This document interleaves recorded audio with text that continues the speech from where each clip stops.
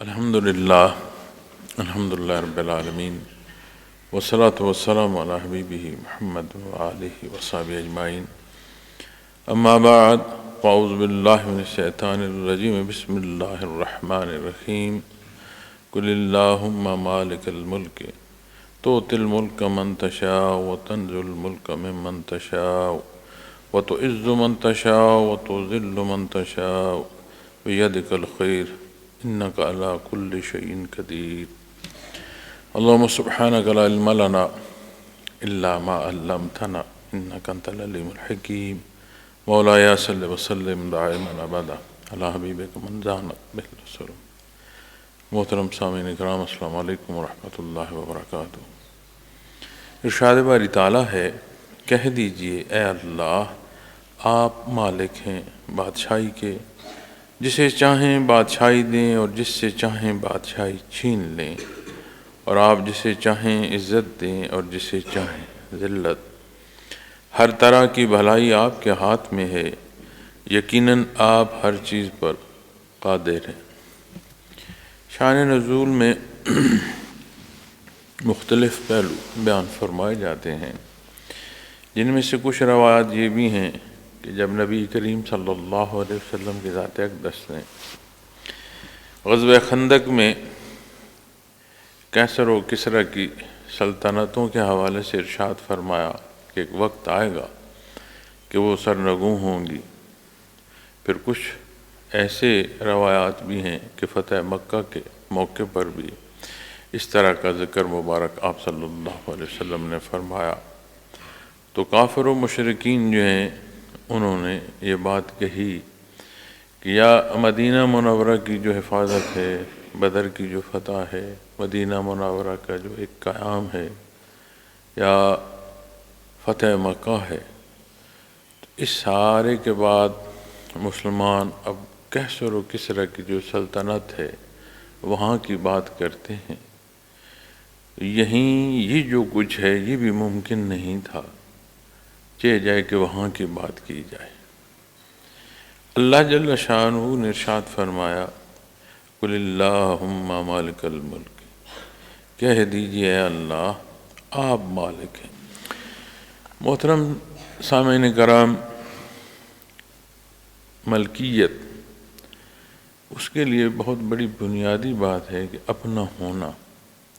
سب سے پہلے جو مالک ہونے کا دعویٰ کر رہا ہے اس کا اپنی ذات یا اس کی ذات کا ہونا، یہ بڑی بنیادی بات۔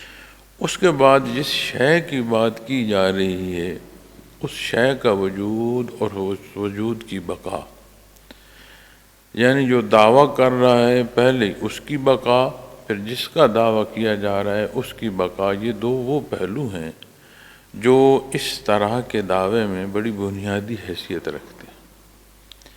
بحیثیت انسان اپنی ذات، انسانی معاشرہ، تاریخ انسانی جب جائزہ لیا جائے تو سمجھ آتی ہے کہ بے شمار مخلوق جو ہے انہوں نے بے شمار پہلوؤں سے دعوے کیے۔ اس میں انا بھی ہے، اس میں ظاہری طاقت، شان و شوکت بھی ہے، سلطنت بھی ہے، اور اس میں فاتح کی حیثیت سے محکوم قوم پر کھڑے ہو کر بے شمار پہلوؤں کے دعوے بھی پائے جاتے ہیں۔ نہ وہ محکوم رہے نہ وہ حاکم رہے، نہ وہ سلطنتیں رہیں نہ وہ حکمران رہے، نہ وہ زمین کا خطہ رہا جس کی ملکیت کا دعویٰ کسی کو تھا۔ اللہ نے چاہا تو وہ ہے، کب تک ہے؟ جب تک وہ چاہے گا۔ کہیں زمین پانی کے نیچے آ گئی، کہیں برف کے نیچے آ گئی، کہیں لہلہاتے کھیت جو ہیں وہ صحرا ہو گئے۔ یہ آپ اس دنیا کی تاریخ کو دیکھیں تو یہ واقعات آپ کو ملیں گے۔ یہاں جہاں ہم آج بیٹھے ہیں، یہاں پر جب آپ باہر جنگلوں میں جائیں، تحقیق کریں، تو آپ کو سمندری حیات کی نشانیاں ملیں گی۔ قدیم جو جانور ہیں ان کی بھی نشانیاں ملیں گی، ہڈیاں فاصل کی صورت میں ملیں گی، اور سپیاں اور بے شمار وہ پہلو جو زیر آب پائے جاتی ہیں، یعنی سمندری حیات جسے کہا جائے، وہ آپ کو اپنے اس خطے میں جہاں میں بیٹھا گزارشات پیش کر رہا ہوں یہاں ملیں۔ آج اگر یہاں کا جائزہ لیں تو ہمیں معلوم ہوتا ہے کہ اس علاقہ جو قریب ترین علاقہ ہے، اس میں بلند ترین جو مقامات ہیں ان میں سے ایک یہ مقام ہے۔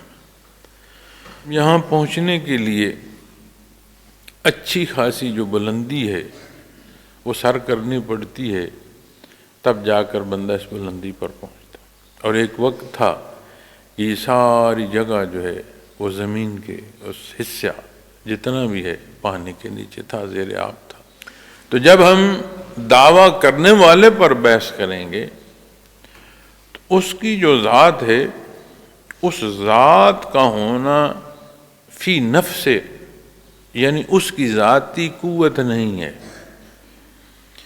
جب آپ ذات کی یا قائم ہونے کی بات کریں گے تو واحد ذات اللہ کی ہے جو قائم بذات ہے، جو ہے اسے ہونے کے لیے کسی کی محتاجی نہیں ہے۔ اس کے بعد جو کچھ بھی ہے، جتنے وقت کو ہے، جس حیثیت کے ساتھ ہے، جس قوت طاقت استعداد کے ساتھ ہے، وہ سارا ہونا اللہ کریم کی قدرت اور اس کی عطا سے ہے۔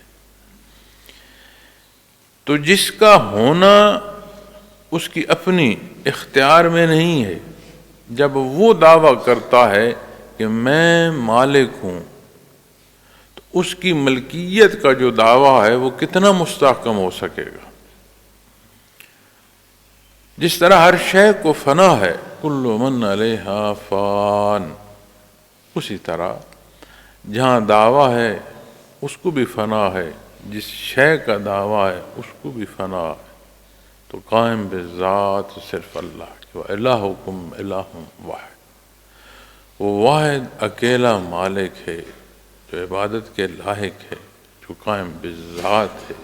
جو کچھ ہے یہ سارا اس کی قدرت سے ہے، اس کے حکم سے ہے، اس کی پسند سے ہے، جب تک ہے کہ جب تک وہ مالک چاہے۔ ایک لحظہ، ایک ذرہ اور کوئی ایک لمحہ اپنے وقت سے زائد نہیں گزار سکتا، اپنی خواہش سے ایک لمحہ کم نہیں کیا جا سکتا۔ یہ اللہ کریم کی دست قدرت ہے۔ وَيَبْقَى وَجْهُ رَبِّكَ ذُو الْجَلَالِ وَالْإِكْرَامِ، قائم بذات صرف اللہ کی ہے، باقی جو کچھ ہے اس کے قائم رکھنے سے ہے۔ یہی اسی حصے میں یہ جو اللہ کی بادشاہی ہے، اللہ کا مالک ہونا ہے، اسی حصے میں جب شعبہ تصوف سے دیکھا جاتا ہے تو ایسے اسباغ آتے ہیں اور بڑی بلندی پر آتے ہیں کہ جس سے ہر شے کی فنا اور اس فنا کا یقین بہت مضبوط ہوتا چلا جاتا ہے۔ جہاں ہر شے کی فنا کا یقین مضبوط ہوتا چلا جاتا ہے، ایمان مضبوط ہوتا چلا جاتا ہے، وہیں اللہ جل شانہ کی جو ذات ہے اس کی بقا اور اس کی قدرت پر جو ایمان ہے وہ بھی مضبوط ہو جاتا ہے۔ جب شعبہ تصوف کی بات کی جاتی ہے تو گمان کیا جاتا ہے کہ کوئی ایسی گفتگو جو سمجھ نہ آ سکے، کوئی ایسی منازل جنہیں سمجھا نہ جا سکے، یا ایسے الفاظ جن کے لیے پھر تحقیق کرنی پڑے کہ ان کے معنی و مفاہیم کیا ہیں، شاید یہ تصوف ہے۔ یا شاید یہ تصوف ہے کہ کوئی بیمار ہے تو اس کا علاج کر دیا جائے، کسی کو اثرات ہیں تو اسے نجات مل جائے، اور اگر کسی پر کسی نے کوئی جادو کر دیا ہے تو اس کا چھٹکارا جو ہے یہ شعبہ تصوف سے ممکن ہے یا اس سے علاج کیا جائے۔ حالانکہ جب آپ تصوف کو دیکھتے ہیں، چونکہ اس کا ہر پہلو قرآن و سنت کے تحت ہے، تو جو حصول ہے وہ یقیناً قرآن و سنت کے تحت ہے۔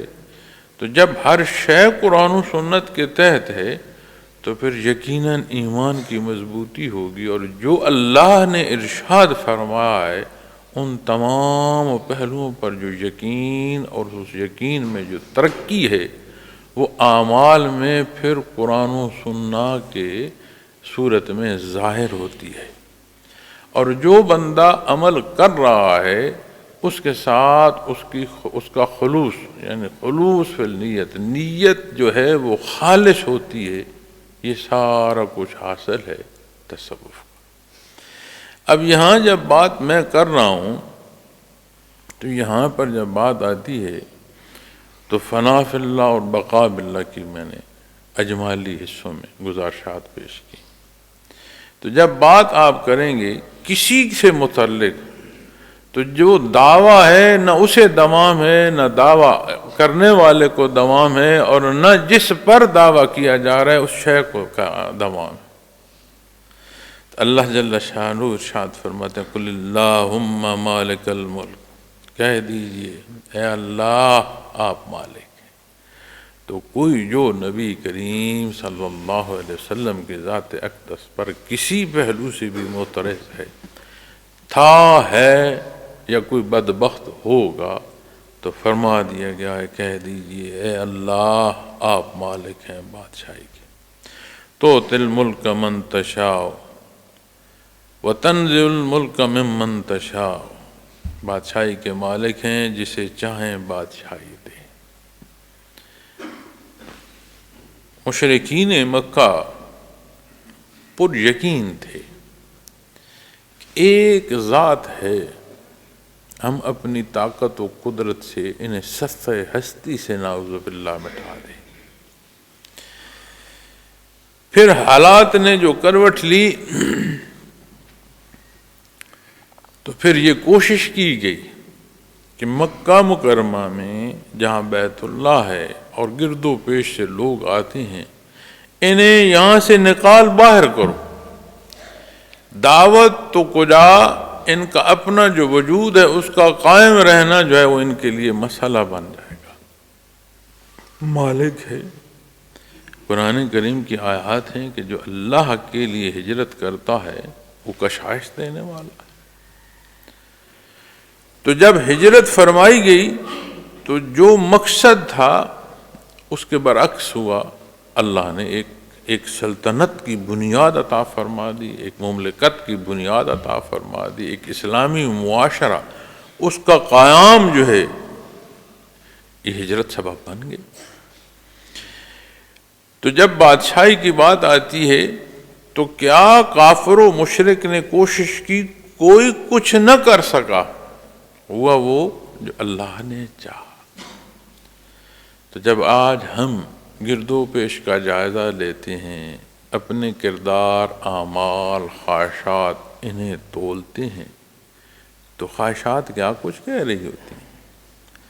یہ جو اپنے اندر ایک گفتگو ہے معزز خواتین و حضرات، اسے سنیں تو صحیح، کیا وہ اندر جو ہے وہ مطمئن ہے یا معترض ہے؟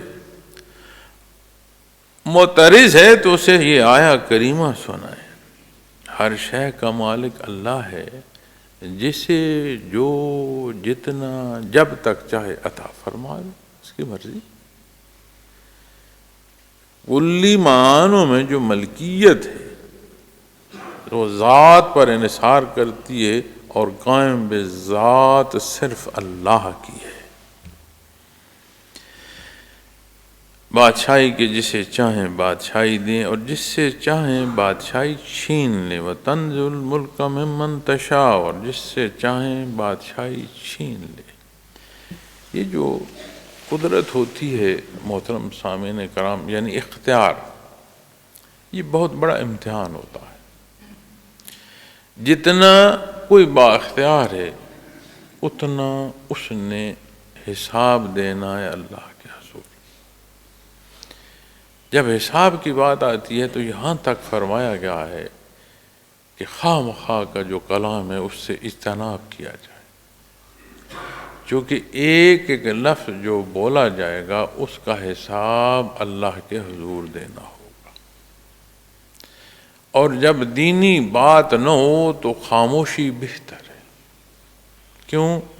کہ اس کی دی ہوئی طاقت سے اس کا عطا کردہ وجود یعنی جو زبان یا منہ ہے، اس سے جو لفظ بولا ہے اس کا حساب دینا ہو۔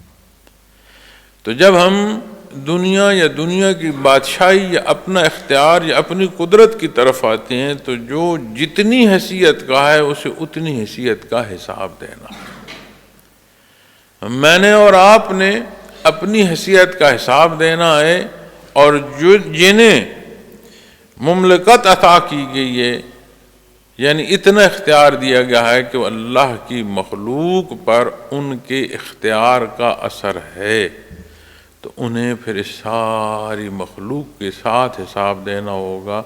جہاں جہاں ان کے ساتھ زیادتی ہوئی ہے اس زیادتی کی جواب دہی میں کھڑا ہونا ہوگا۔ ایمان مضبوط ہو تو دنیا کی حیثیت سائے کی سی نظر آئے گی، ایمان کمزور ہو تو شاید نظری دنیا آنا شروع ہو جائے۔ تو جب دنیا سائے کی طرح نظر آئے گی تو سمجھ آئے گی کہ سایہ جو ہے وہ کسی شے کا پرتو ہوتا ہے، سایہ اصل نہیں ہوتا۔ تو جب اصل کی سمجھ آئے گی تو اصل آخرت ہے، دنیا اصل نہیں ہے، دنیا آخرت کا سایہ ہے۔ جب ایمان مضبوط ہوگا تو یہ دیکھتی آنکھوں ممکن نہیں ہے کہ جب تک ایمان نہ ہو۔ اسی لیے قرآن ایمان کے مقابل کھڑے ہونے والے کو، حق کے مقابل کھڑے ہونے والے کو اندھا ارشاد فرماتا ہے۔ ظاہری آنکھوں میں تو وہ دیکھ رہا ہے، ظاہری نظر تو درست ہے، لیکن اندھا ہے، کیونکہ وہ سائے کو دیکھ رہا ہے، وہ اصل کو نہیں دیکھ رہا۔ تو جب ایمان مضبوط ہوتا ہے محترم سامعین کرام، تو پھر بندہ اس سائے کی جو لپیٹ ہے اس میں نہیں آتا، اصل کو دیکھتا۔ اب جب اصل کو دیکھے گا تو پھر دنیا کی زندگی میں اس راہ کا مسافر ہوگا جو اس دنیا کے جھنجھٹ سے گزار تو دے لیکن الجھا نہ دے۔ جب ہم عبادات اختیار نہیں کرتے، فرائض ادا نہیں کرتے، معاملات میں خرابی کرتے ہیں، حلال حرام کی تمیز نہیں کرتے، حلالاً طیبہ، صرف حلال نہیں پاک بھی ارشاد فرمایا گیا کہ اتنی نزاکت ہے خوراک۔ جب ہم خیال نہیں کرتے تو پھر ہمارا ایمان کمزور ہوتا ہے۔ پھر جتنا ایمان کمزور ہوتا ہے محسوس ہوتا ہے کہ یہی شب و روز ہیں، یہی دنیا ہے، اسی کی حیثیتیں ہیں، یہی میری ذات ہے، اور میں جتنا منوا لوں گا اتنی ہی کو کمال اور بہت بڑی بات ہے۔ اور ایمان مضبوط ہو تو ذات کی نفی ہوتی چلی جاتی ہے، کوئی شے آئے تو اظہار تشکر نصیب ہوتا ہے، اور کوئی شے جائے تو صبر نصیب ہوتا ہے، اور اللہ جل شانہ سے بندہ مدد کی دعا کرتا ہے، درخواست کرتا ہے۔ ہر دو پہلو میں اسے تعلق مع اللہ نصیب رہتا ہے، کامیابی میں بھی اور ظاہری جو ناکامی پیش آتی ہے اس میں بھی۔ کامیابی میں شکر کرتا ہے، ناکامی میں صبر کرتا ہے اور اللہ سے مدد مانگتا ہے۔ تو ہر دو پہلو میں تو نبی کریم صلی اللہ علیہ وسلم کا فرمان ہے کہ بندے مومن کے ہر دو پہلو جو ہیں اس کے لیے سود مند ہیں اور فائدہ مند۔ اپنے اعمال، بنیاد جو ہے ایمان خالص اپنے اللہ کی ذات پر بنیاد، جو ہے اس کا ہے، جو اس نے جو ہے میرے پاس اس کا دیا ہوا ہے، جب تک وہ چاہے گا ہے، زائد دینا چاہے تو زائد آ جائے گا، جو ہے وہ لینا چاہے تو میں نہیں روک سکوں گا۔ انسانی وجود خود بہت بڑی مثال ہے۔ بچہ پیدا ہوتا ہے اور اس میں توانائی بڑھتی ہے، توانائی بڑھتی ہے، قوت جو ہے اس کی ٹانگوں میں ہوتی ہے، ہر لمحے وہ بھاگ رہا ہوتا ہے، آرام نہیں کرتا۔ جب وجود میں قوت مکمل ہوتی ہے تو پھر اس کی سارا جو انحصار ہے اس کے سینے پر آ جاتا ہے، بات بات پر وہ اپنا سینہ ٹھوکتا ہے کہ میں یہ نہیں چاہوں گا، میں یہ کروں گا۔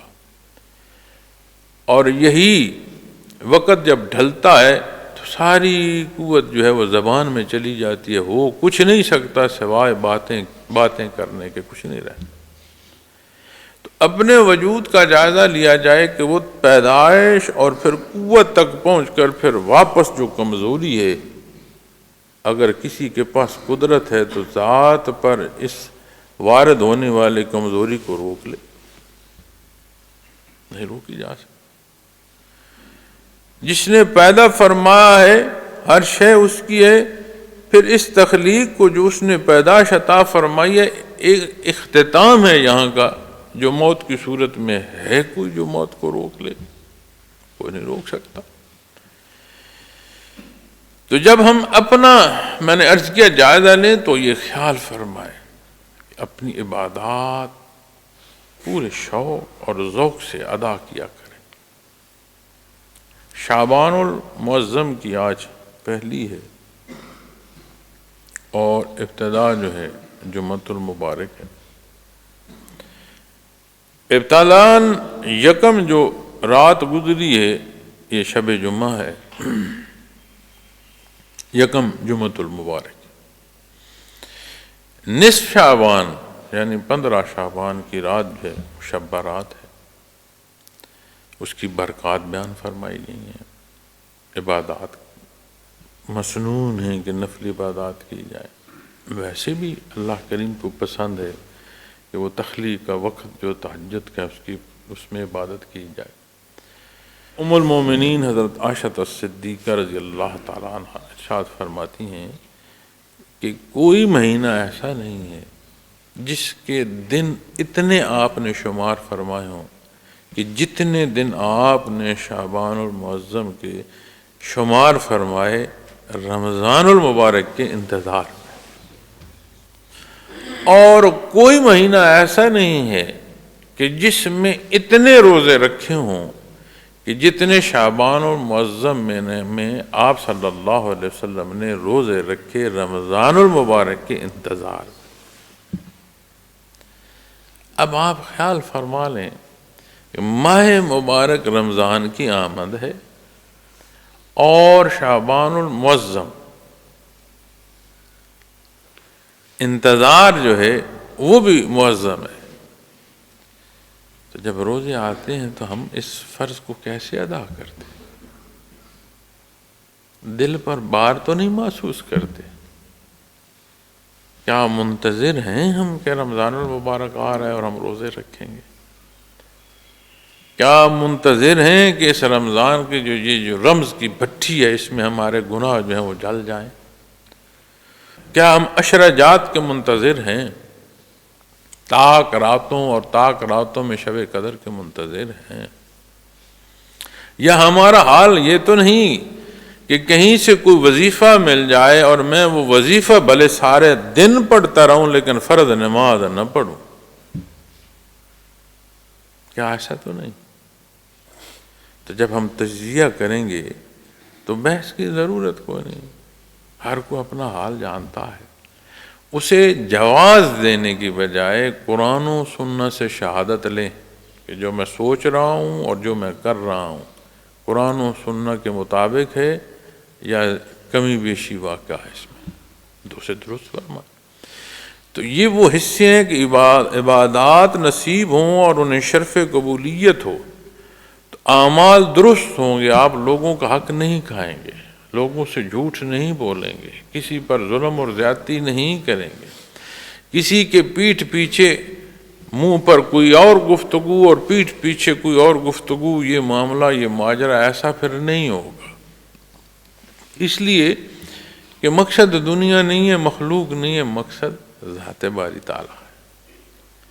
مقصد یہ پرتاؤ، یہ چھاؤں اور یا یہ سایہ نہیں ہے، حقیقت ہے کہ جہاں ہمیشہ رہنا ہے۔ تو پھر یہی دنیا جو الجھاؤ کا سبب ہے، آخرت کی تعمیر ہو جائے گی۔ کیوں کہ اعمال تو کتاب چل رہی ہے جب تک سانس ہے، تو پھر اعمال صالح ہوں گے، تو صالح اعمال عمل کے ساتھ ہی صالح ہے نا، تو دنیا میں دارالعمل ہے، تو پھر جو قدم اٹھاؤ گے اس خیال کے ساتھ اٹھاؤ گے کہ میرے اللہ کو یہ قدم اٹھانا پسند ہے، کیا میرے نبی کریم صلی اللہ علیہ وسلم نے اسے منع تو نہیں فرمایا؟ آپ غور کر لو، اسی میں سارے رشتے بھی آ جائیں گے، اسی میں ساری کاروباری حیات بھی آ جائے گی، اسی میں ساری چاہتیں، محبتیں اور نفرتیں بھی آ جائیں گی کہ کیا نہیں پسند اور کیا پسند ہے۔ ہر شے کے لیے ایک ایسا انداز نصیب ہو جائے گا کہ جس میں استحکام بھی ہوگا اور جو آخرت کی تعمیر بھی ہو۔ تو میں جو نقطہ یا بات عرض کرنا چاہ رہا تھا کہ یہ جو کچھ ہمارے پاس ہے، جس کے پاس کچھ نہیں ہے اسے بھی بے شمار گمان ہوتا ہے۔ ایک جگہ قرآن کریم میں جو آیا کریمہ اسی طرح کی صورت بیان فرمائی گئی، تو حضرت جی رحمۃ اللہ تعالیٰ علیہ اس کی تفسیر میں بیان فرماتے ہیں، وہ فرماتے ہیں ہر بندے کو گمان ہوتا ہے کہ وہ ایک درجے کا بادشاہ ہے، اس کی بادشاہی کیسی ہے یہ الگ بات ہے، کسی کے پاس اور کہیں اختیار نہیں ہے تو اس کے وجود پر تو ہے، وجود اس کے اختیار میں ہے، ہاتھ پاؤں آنکھ زبان کان اس کے اختیار میں ہے، جیسے وہ چاہ رہا ہے استعمال کر رہا ہے۔ کسی کے اختیار اہل خانہ پر ہے، خاندان پر ہے، آبادی پر ہے، ملک پر ہے، ہر ایک درجے کی بادشاہی میں ہے جس کا اس نے حساب ہے، کس کو کتنی دی، کب تک کے لیے دی اور کب لے یہ فیصلے اللہ کے۔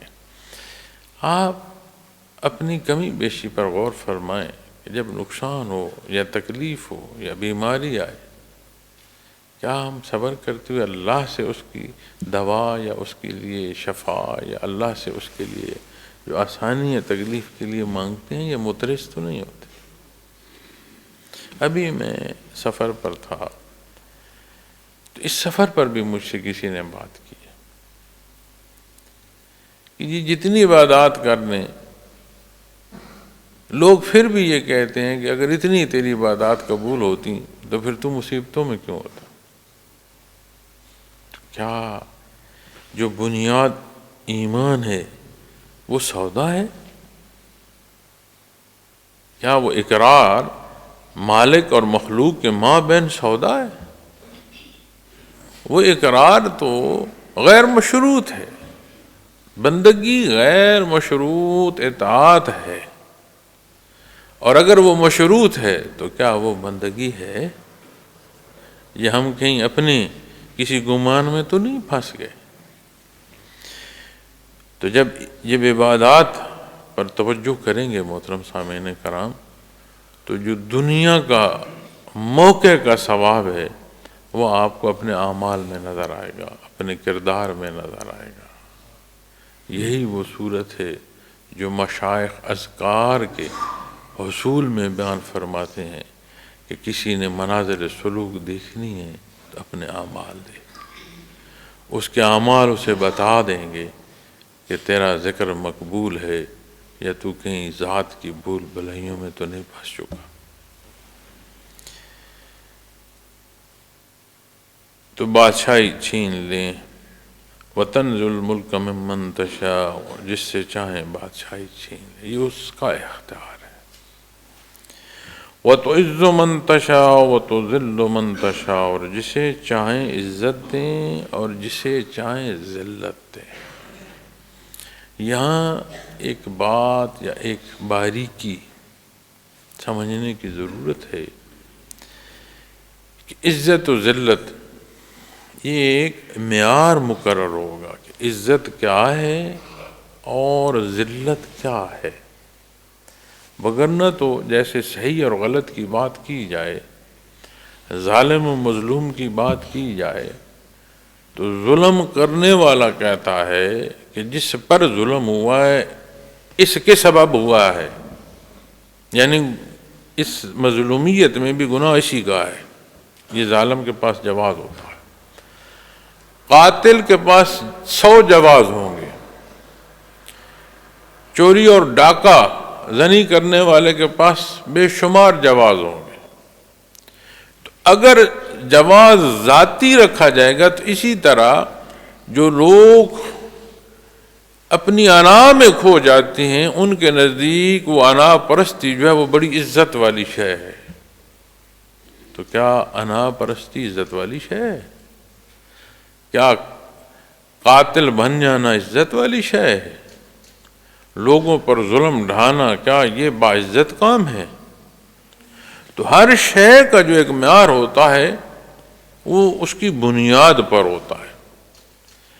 جس طرح ممالک میں قوانین ہیں تو قانون یا عمل، قانونی عمل یا غیر قانونی عمل، یہ ہر ایک کی اصطلاح پر نہیں ہوتا.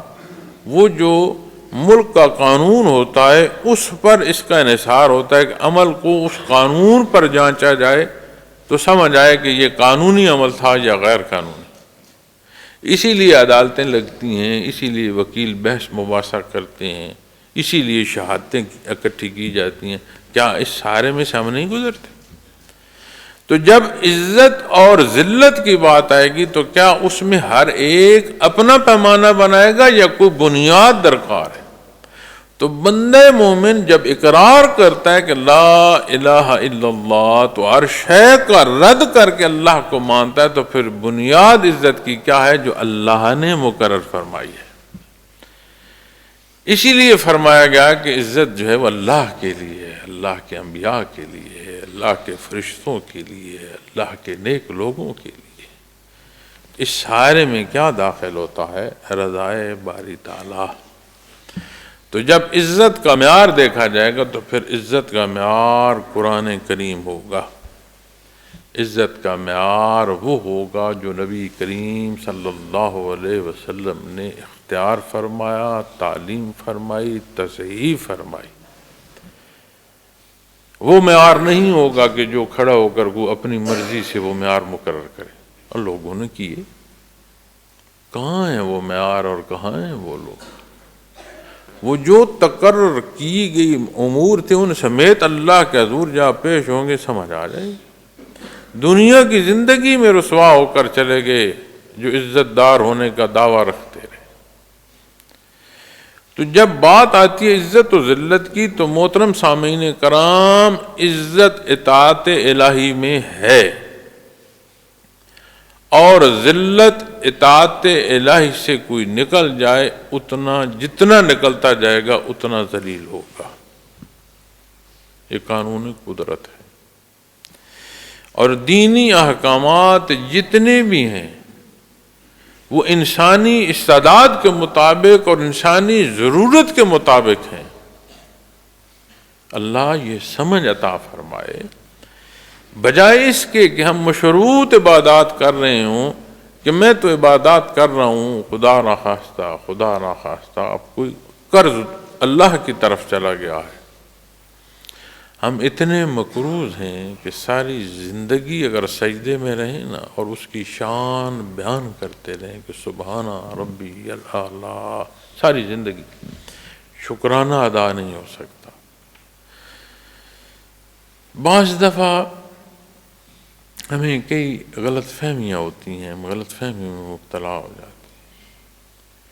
اور جب وہ غلط فہمی دور ہوتی ہے تو شرمندگی اور ندامت بھی محسوس ہوتی ہے اور اپنے آپ کو ہم کوس رہے ہوتے ہیں کہ میں نے غلط ہی دیکھا، میں اس بات کو درست پہلو میں بھی تو گمان کر سکتا تھا. یہ اپنی زندگی میں تجربے کر. تو بندے مومن کو اس شرمندگی سے حفاظت نصیب ہو جاتی ہے جب وہ بعمل ہوتا ہے جو قیامت کے دن ہر بے عمل کو پیش آنی ہے. اس کی ابتدا، وہ جو قیامت کو پیش آنا ہے اس کی ابتدا یہیں سے شروع ہو جاتی ہے اور آنکھوں سے پردہ اٹھنا شروع ہو جاتا ہے جب ملک الموت کی گرفت آتی ہے.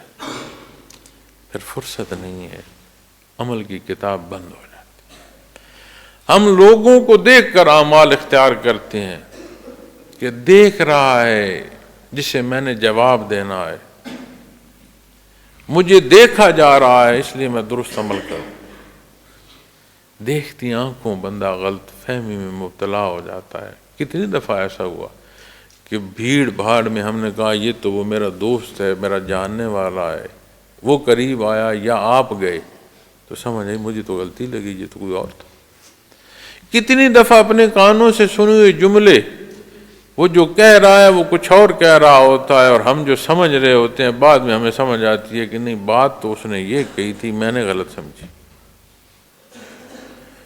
تو جب آپ دنیا کے معاملات کو اپنی ذات پر انحصار کریں گے تو یقیناً پھر شرمندگی جو ہے وہ دیکھنی پڑے گی۔ تو اللہ معاف فرمائے، تو اپنے حالات، اپنے معاملات کو دیکھتے ہوئے جائزہ لیا جائے کہ میں جو کچھ سوچ رہا ہوں اور جو کچھ کر رہا ہوں، کیا یہ اس بنیاد پر اس کا انحصار ہے لا الہ الا اللہ جو میں نے اقرار کیا۔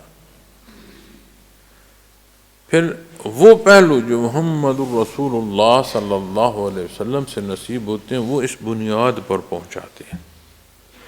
آج اگر قرآن کریم کے اسرار و رموز کوئی اور بیان کرے اور اپنی خواہشات، اپنی مرضی یا علمی ذوم میں بیان کرے، وہ درست نہیں ہے۔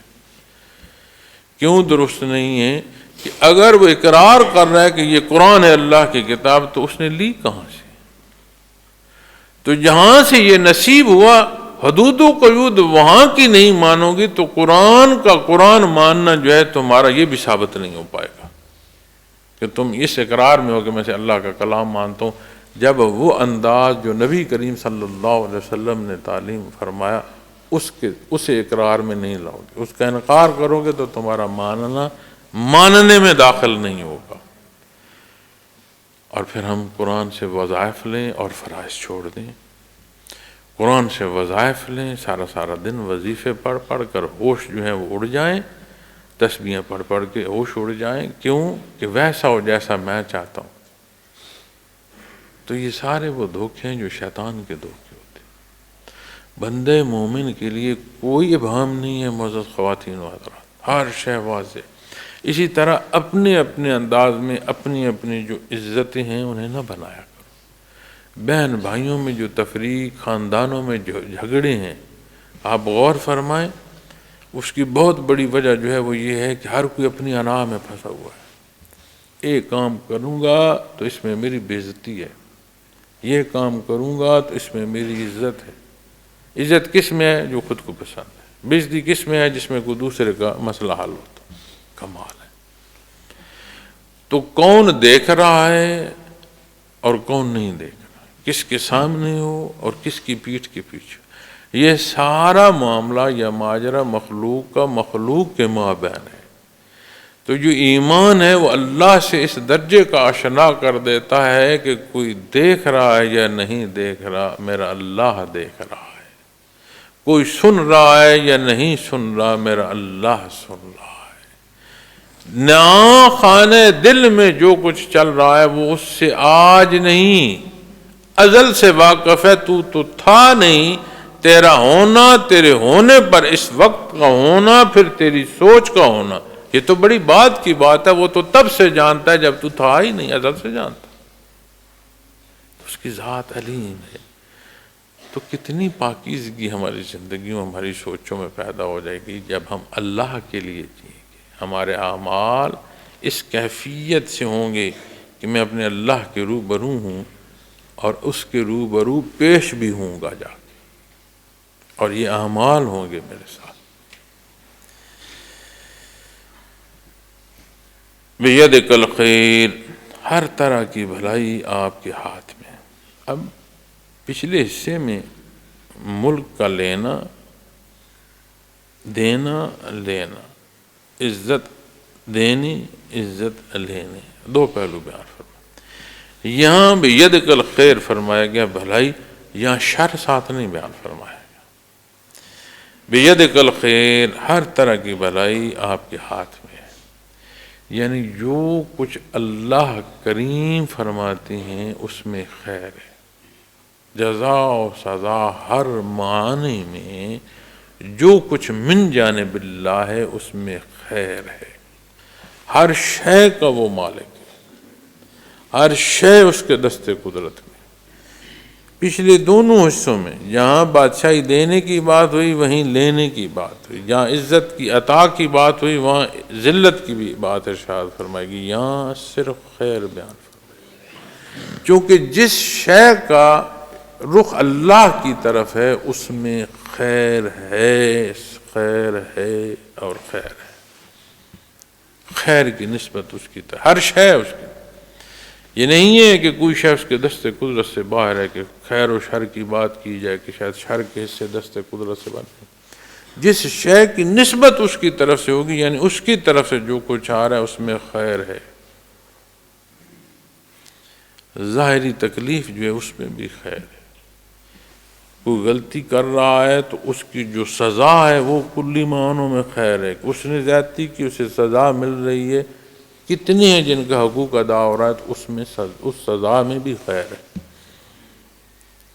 کوئی قاتل قتل کرتا ہے تو اسے سزائے موت ہوتی ہے، اس سزائے موت میں پورے معاشرے کی خیر ہوتی ہے، ایک مظلوم کو انصاف ملتا ہے، لواحقین کو سکھ آتا ہے، اس درد کی کوئی دوا ملتی ہے کہ ہمارے ساتھ حق ہوگا، اور معاشرے کو تنبیہ ہوتی ہے کہ اگر یہ غلط انجام کیا تو یہ انجام ہوگا، یہ کام کیا یہ انجام۔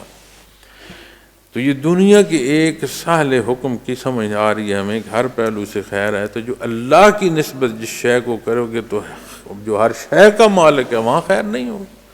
بیدک الخیر، ہر طرح کی بھلائی آپ کے ہاتھ میں، سبحان اللہ، ہے اللہ تو پاک۔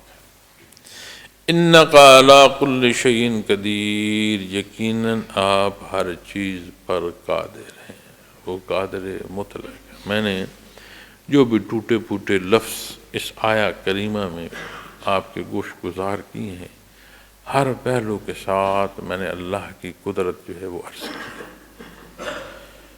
انک علی کل شیء قدیر، یقیناً آپ ہر چیز پر قادر ہیں۔ بندہ مومن کا ایمان اس درجے کا ہو کہ یہ آیا کریمہ سمجھ آ جائے، معزز خواتین و حضرات، زندگی بدل جائے۔ اس جہان فانی میں بسر کرتی جو لمحات ہیں، ہمہ وقت وہ آخرت کی جو یاد ہے اس میں محو رکھے۔ وآخر دعوانا الحمدللہ رب العالمین۔